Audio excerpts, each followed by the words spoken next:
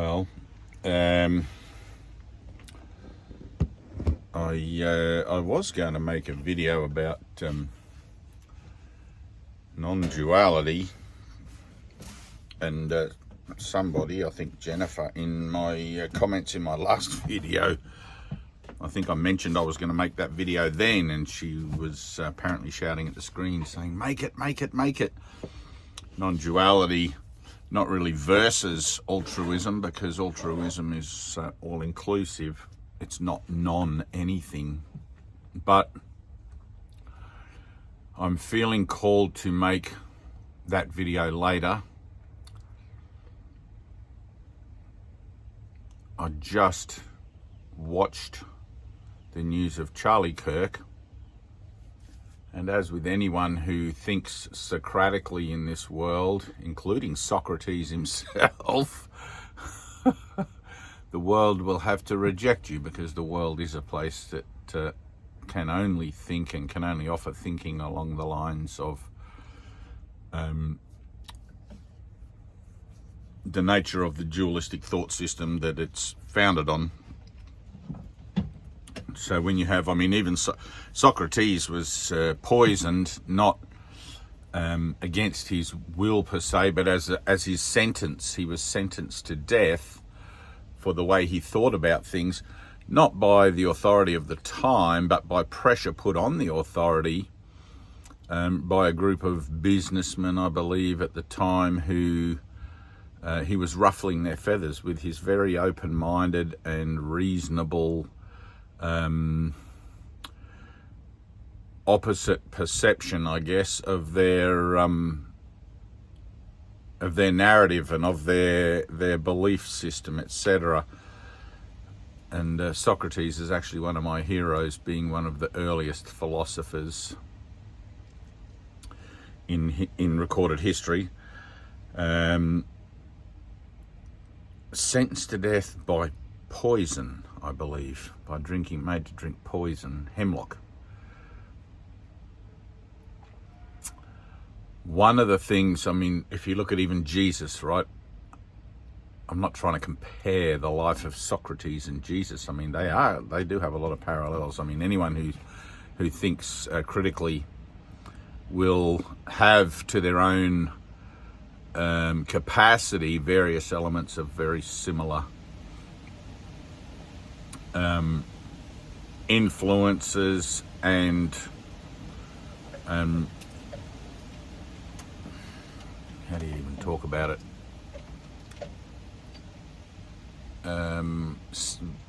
Traits, whatever, in their thinking. And for anyone who cannot think Socratically, for anyone whose mind is still heavily conditioned to the cause and effect relationships of yin and yang, mine and yours, better and worse, and cannot think outside of that parameter of duality, not only is Socratic thinking going to seem foreign, but oftentimes it's going to seem as in opposition, which of course it isn't. It isn't. It's like having an extra voice. But of course Jesus was crucified and rose from the tomb. I can't leave it just as crucified. He would say he never died because he's not the body, and fair enough. That's how I see it too, but just in trying to explain it. But for the same reason, you know, he was judged, persecuted, whatever, and he would say he wasn't persecuted. He came to fulfill what he had to do, which was done willingly, as demonstrated in the teaching of the garden at Gethsemane. However, anyone who has a singular view on life and speaks up about it, inclusive of both the yin and the yang, become a kind of a target for those, you know, the pitchfork and flame torch brigade, because their minds are still simple. They don't understand what's actually being said, and they, as with all humans who don't understand something, perceive it as a threat. And I was watching, whether it's actual or not, but I was watching a little video this morning also, which came on the Tales of Charlie Kirk video, about somebody fired a Hellcat missile at a UFO. I mean, can the narrative of the world get any more ridiculous? Here's something we don't understand. Let's shoot it down. You know, like, something that's not hurting us. It's like people that go big game hunting just to inflate their egos. Here's a big elephant, not hurting us. We'll shoot it from 1,000 yards away with this high-powered rifle and, welcome to the human race. It is nothing if not idiotic, if not stupid, if not completely absorbed by its own sense of self-importance. And one of the things that happens, of course, is when you poison Socrates, or when you shoot a Charlie Kirk, or crucify Jesus, or even shoot a John Lennon, or a Gandhi. All of these people, all the prophets were killed, right? What you're doing is removing any chance that an opposing view to your own can be presented to you, right? You're removing any chance of rising up in consciousness to a new level, a more altruistic level of perception of yourself within the framework of the world, etc., in relationship to God or universal source, whatever you want to call that. And it's you who suffers, not the person that's just been killed. It's you who suffers.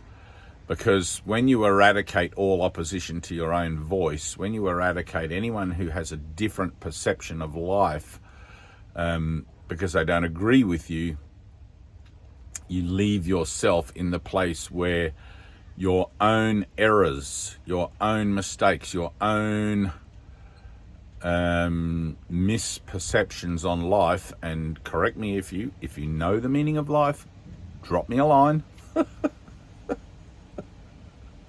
I know the meaning of life, it's why I make these videos. But you remove any chance for yourself to raise up in consciousness and begin to actually contribute to something that is going on, which we call the Great Awakening, for the greater good of man, even though you'll probably want to tell yourself, oh, I'm glad that person's gone because that's for the greater good. That person was against us. Well, reasonable thought and Socratic thought are never against anything. They simply produce and present a new way to see things that may not have been considered before, which doesn't mean that they are not going to conflict with the way that things have been seen before. But all throughout history, mankind is slowly dragging itself up out of the mire and the dross and the density of ignorance from, if you want to go back to the cavemen, from the times of the cavemen, where a man would, I guess it's all fanciful, but club a woman over the head in order to mate with her. Guessing people were kind of wilder back then. And I know that's just caveman humor, that's how it's presented. But through the witch trials of Salem and ignorance and all of that, now through science and everything, and finally what's happening is we're becoming a more spiritualized, a more philosophical kind of society, where we're stopping for a second. And 9/11, when the towers came down, is the biggest example of this, because every spiritual bookshop in the United States, and especially in New York, I think, isn't that where it happened? New York Trade Towers, was sold out of spiritual books almost immediately. People questioning reality. Why is this happening? How can this happen to us? Right? So you're removing any chance for your own growth. You're removing or you're trying to eradicate, and you have to look at that. It's like, why would I want to do that? There's nothing that forces me to want to, or to have to believe in what Jesus says. but or Socrates or Charlie Kirk or anybody. But what if there is benefit in listening? What if there is a benefit in being able to take that on board impartially and see if it actually sits somewhere in my psychology wherein I can make a change to actually better myself and better the world around me? And who knows, maybe I'm wrong about something. Right? And it's pretty easy. I mean, I love Course in Miracles. If you're a Course in Miracles student, you know, and it says, how many times have you thought that you were right about something, only to find out later that you were wrong? You know, so you're being encouraged all the time in spiritual work, in growth work, to keep an open mind and to recognize, I don't know the meaning of life.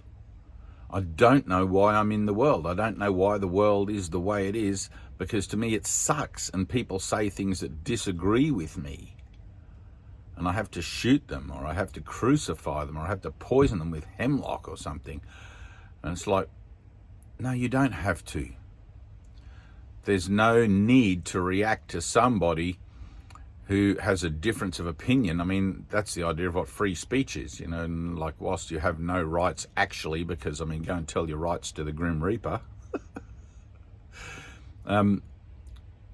Having the idea of rights and the idea of free speech and whatever is actually, if you see it for what it is actually saying yes to an open door of sharing ideas. Sharing ideas and seeing which path in life you're going to take, which path in life those people are taking, whatever. And we don't all have to go on the same path. That's what communism is. It's like we all have to do the same thing, whatever. And that fails. Marxism, all of those sorts of things. So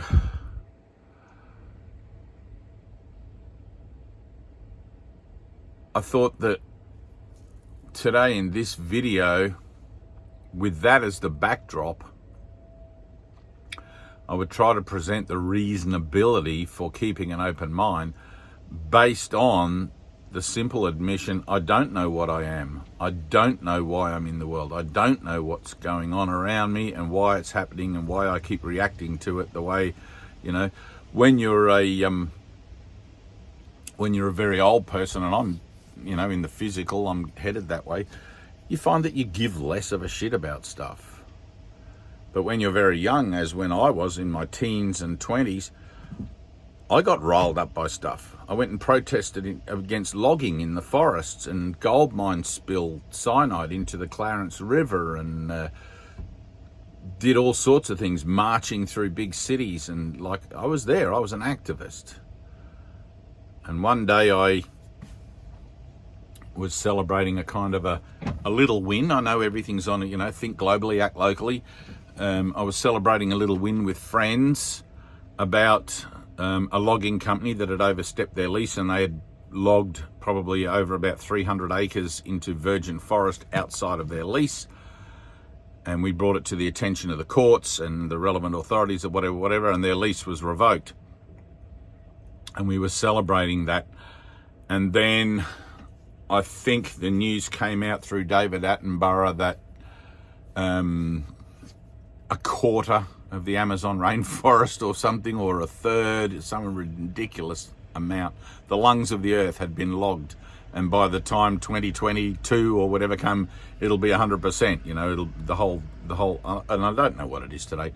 And I realized in that moment that if I saved 100 acres or 300 acres here, there's 1,000 hectares a day or something being cleared over there.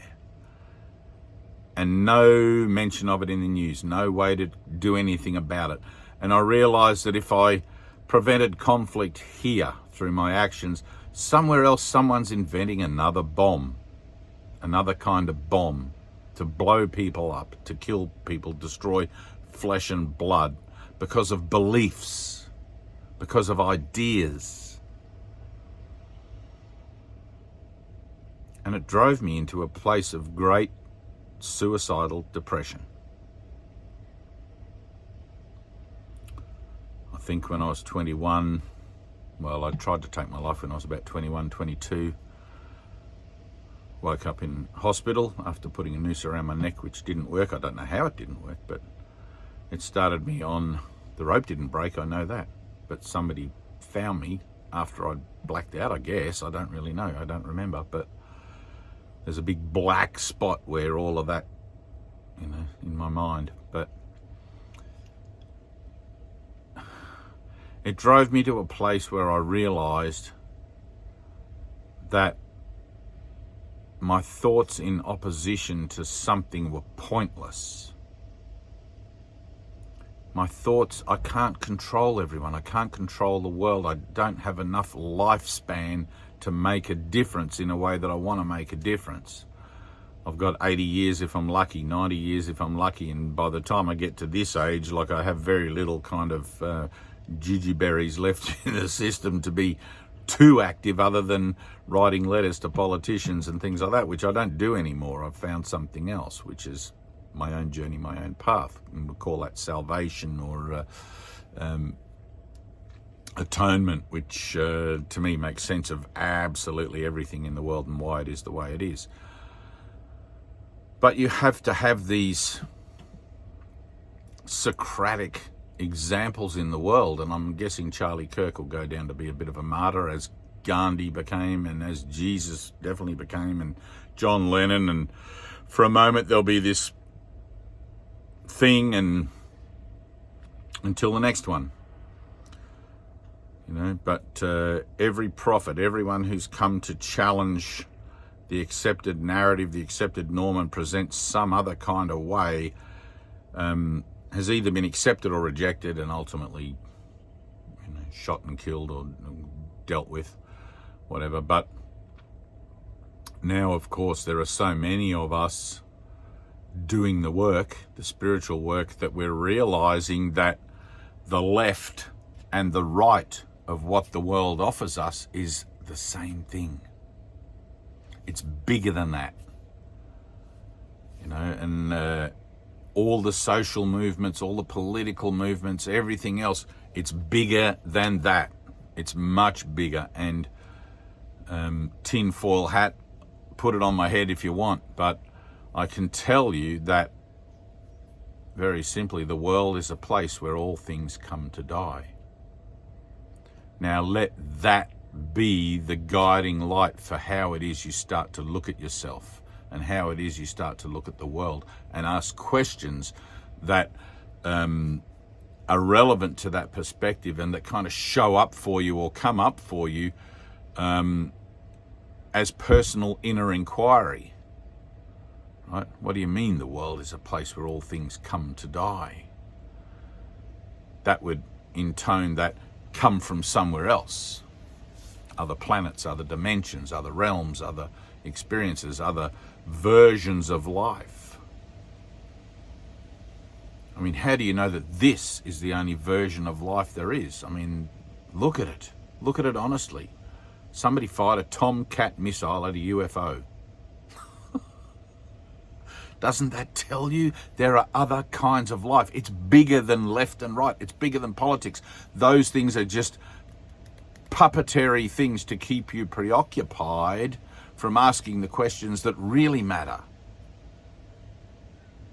From realizing that crazy people like me and Charlie Kirk, maybe not Charlie Kirk, but Gandhi and Jesus and Socrates may have something to say that doesn't come from within the left or the right dichotomy of thought that the world seems to try to convince you is the only way there is. There's another way, there's a better way. It's not the left and it's not the right. It's more like being in the middle, directly in the middle, and that's not communism. It's not any of those things. It's more like Buddhism, a peaceful path, or more like in Christianity, the narrow path or the narrow gate, and all of those sorts of things. But you can only discover that for yourself individually, and then when you have discovered it for yourself, represent it to others, and be aware you're going to be laughed at, you're going to be called an idiot or a weirdo or whatever. But if I told you that there's a reason that you're in the world and there's a way to get out of the world that voids the idea of reincarnation, because energy cannot be destroyed, it can only be transformed, right? And the lesson repeats until it is learned, you will keep coming back to learn this lesson again and again and again and again. And you can hate me for telling you that all you want, you know, but you'll keep coming back until you accept the world exactly as it is. Because it's not trying to fix the world or make it a better place according to your own ideas. Because remember, you don't know why you're here. How the hell are you going to do? How you know? This is unfair. That's unfair. This side says something. That side says something. There's no hope. Check your history books. There's nothing there with hope. Doesn't matter how many social movements you want to fuel. I mean, Martin Luther King.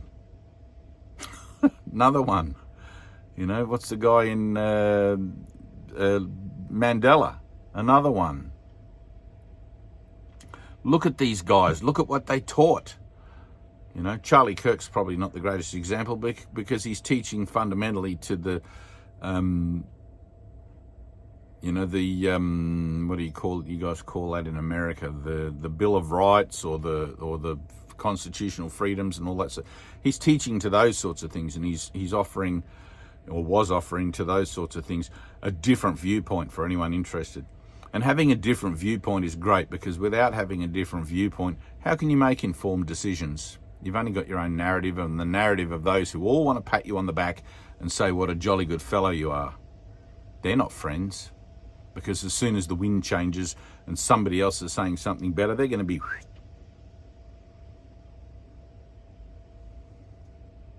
Or you're going to be... Because your mind is like this. Oh yeah. Oh yeah. Oh, I didn't know that. Oh yeah. Because you don't have any truth. There's no anchor. There's nothing in you. I mean, it's there, but you've got to want to find it. But there's nothing in you that brings you back to a central place each time. It's like you're a boat without a rudder, being blown along by the winds and the tides every which way. Just jump out of the damn boat. Jump out of the boat. Drown. Let it happen. Just the inevitability of, you know, once you see it, once you see that you're living a life that's just a lie. You're living a life that's just going around and around and around, chasing your tail, trying to fix something that can't fundamentally be fixed, trying to be part of something that doesn't even want you. People are trying to decide between the left and the right and pushing their narratives like crazy. And then you've got other guys, you know, like in big pharmaceutical, that are trying to kill everybody off. Or an asteroid, you know, 3i Atlas, whatever.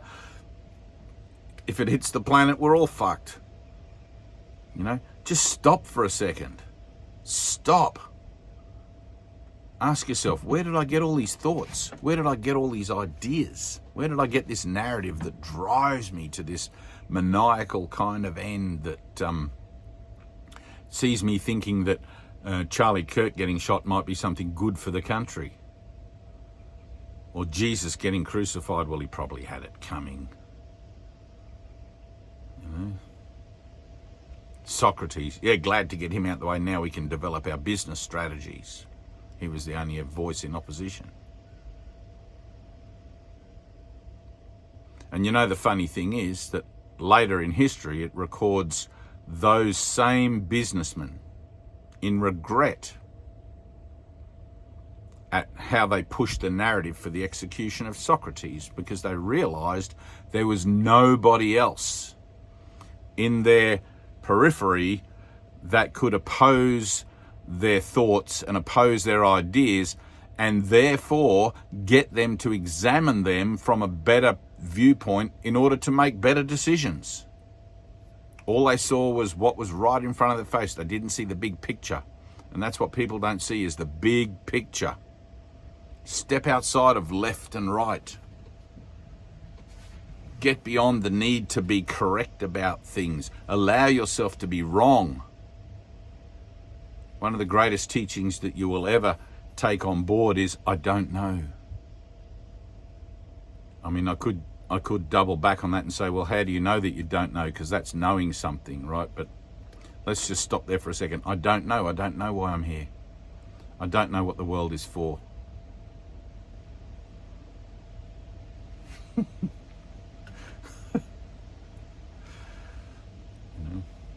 I love you, whoever you are. I love you. You are brother to me, sister to me, whatever you want to call yourself to me. We are equal. We are one.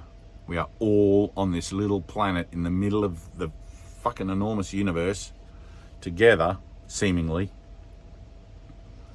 looking at it from our different viewpoints. I can tell you this is just an illusion. It's the Matrix. It's a dream. It doesn't actually exist, and that its whole purpose is to keep you here, keep you tethered to the belief in its existence, so that you give it fuel and fodder and keep it going lifetime after lifetime after lifetime. You're not going to believe me until you see it for yourself, and I'm just some crazy old guy who's been outside the Matrix and looked back and seen it for myself. There was nothing there. It doesn't exist. But every time I react to it as if it's real, every time you react to it as if it's real, you make it real to yourself, and the possibility of your consciousness developing a fluid or a singular relationship with the universe, in that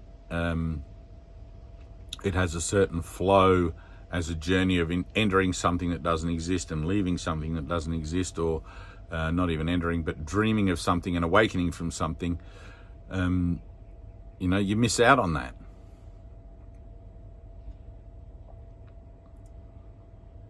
The world is a place where all things come to die.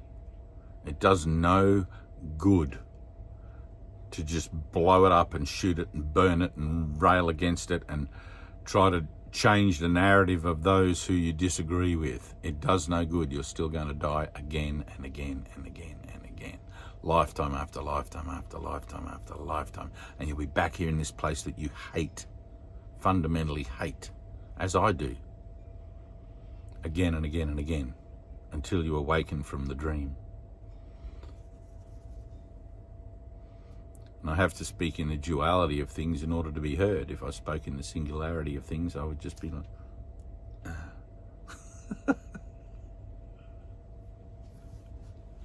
I'm just here for a moment, that's all.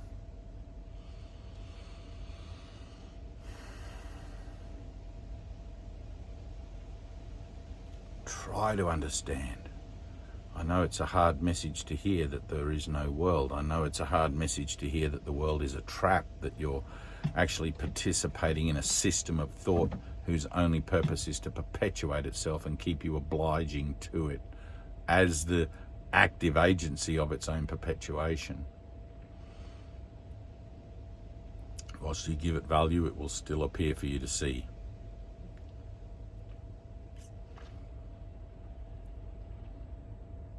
There was a moment in my life where I withdrew all value from it and I saw something else. I saw reality, I saw truth, and I can't describe that in words. Illumination, enlightenment, nirvana, Shambhala, paradise. Outside the matrix, truth. Inside the matrix, everything you think, hear, smell, touch and taste and see, false. So it doesn't matter what side you choose. It doesn't matter what party you vote for, what thought system you believe in here. None of it helps you. It's just a distraction. It's just a trap to get you to continue to choose for the matrix in its entirety. Overall, it only represents conflict. It only represents chaos. It only represents pain, suffering, and death. Choose again. Choose for life. Choose for the unknown. I don't know what to think about Charlie Kirk, but I'm going to choose for the divine nature of my own soul in this place, rather than investing my energy into something that just seems to make no more sense on this side of the bench than on the other side of the bench. But if you break down the ability to have Socratic thought, if you destroy all opposition to being able to question the nature of your own existence or the nature of your own thinking, then you're definitely going to be stuck here.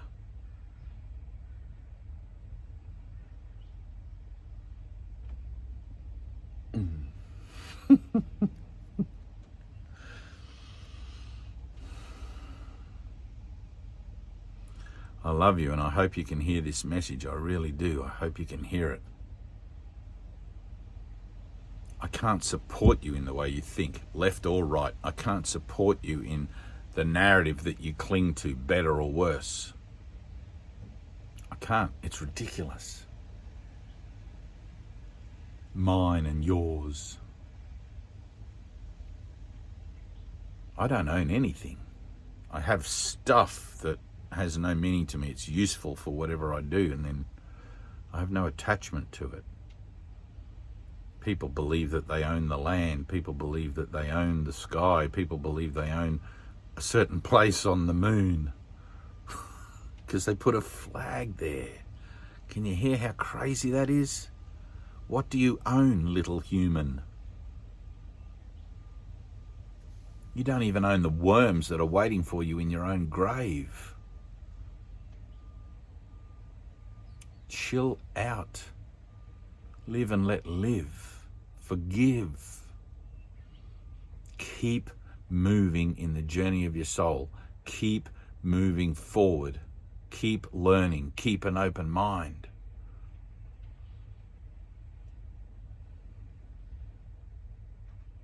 As soon as a thought lands in your mind and you think, oh yeah, that's the way, discard it.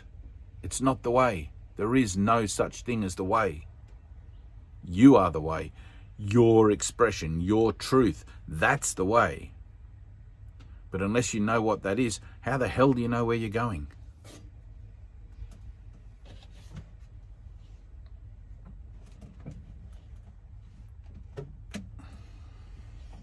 Life is a journey, but if you don't know the destination, if you're not on board with what the journey's about, here and now, here and now,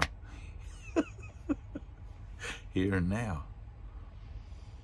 That's what it's about. Being happy, being free, being in the flow, being in the force, being out of that matrix mentality of mind and allowing everything else to do its own thing. Allowing everything else to do its own thing. When you step back from the matrix, when you step back from playing your part, left or right, what happens? All of those people, all of those situations that were going to show up to confront your left-right mentality have got nowhere to go. Right? The narrative of the matrix in your association gets changed. You become more peaceful. Those people that would have looked at you to validate their versions of left or right, suddenly like, what's going on with that guy? He used to be one of us. What does he know we don't know? And it's not about what you know, it's about what you already are. It's about what is within you that is known. Your truth, your divine truth, your eternal truth, your spiritual truth.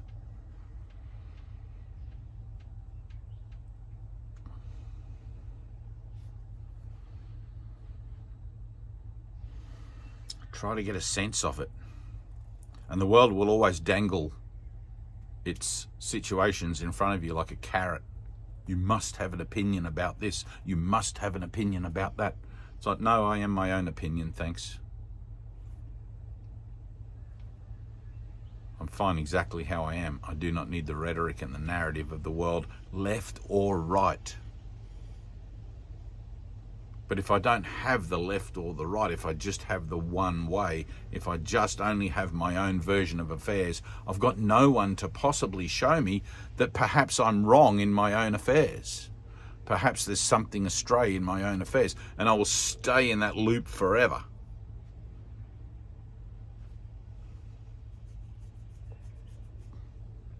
I'm grateful for the loggers. I'm grateful for the people that poisoned the river. Not in the effects of it all, of course, but in how it pushed me to a point of finality and a point of futility. Not so that I reacted and went and bought a gun and just shot them all down because I disagreed with their life choices, but because they forced me to question life itself. And why I was even here. What I was here for. What if I'm not here to protest the logging? What if I'm not here to save the river? What if there's something else? What if that's just something I'm caught in at the moment? You know, the meaning of life always drove me, and I've answered all those questions. I've experienced all of that now. But it always drove me. There was some emptiness inside. There was something missing in me. I didn't feel like I belonged anywhere. I didn't feel like I fit in. I tried to commit suicide. I became addicted to drugs and alcohol because I couldn't stand this fucking world. I couldn't stand being here. It made no sense. Why is it like this? Why don't people just love each other?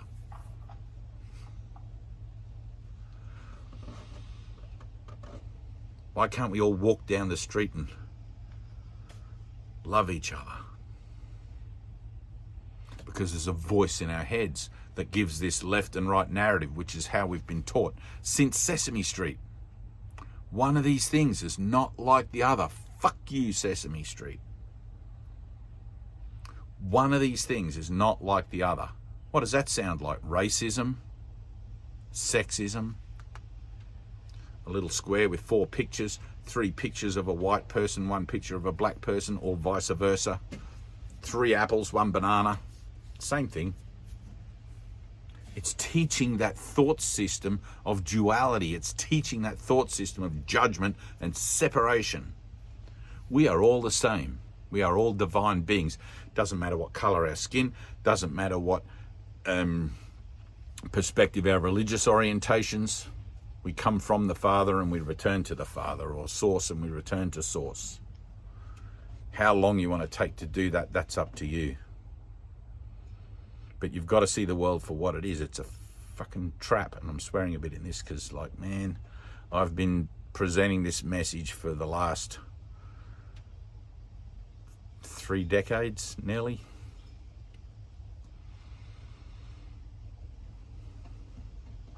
Surely by now you can see that the way that the world operates, there's no hope.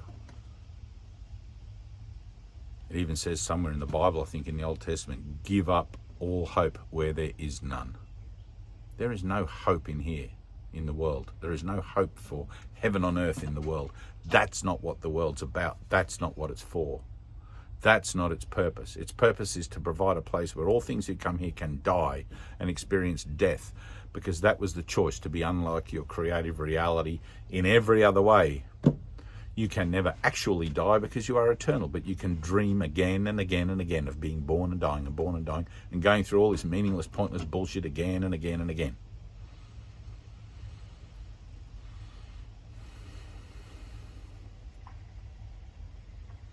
Wake up.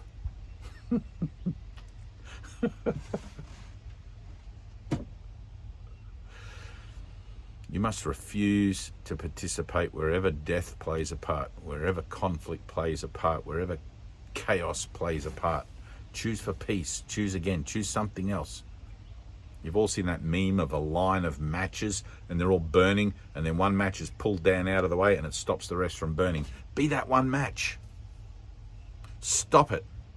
Stop perpetuating the cause and effect relationships that end up in nothing more than more on the other side cause and effect relationships. Back and forth and back and forth and back and forth. You are a beautiful being of light. You can play this game for as long as you want, but if you're like me, eventually you get tired of it. Suffering has a limit. My emotional suffering had its day. I'm done. I hope you can hear that.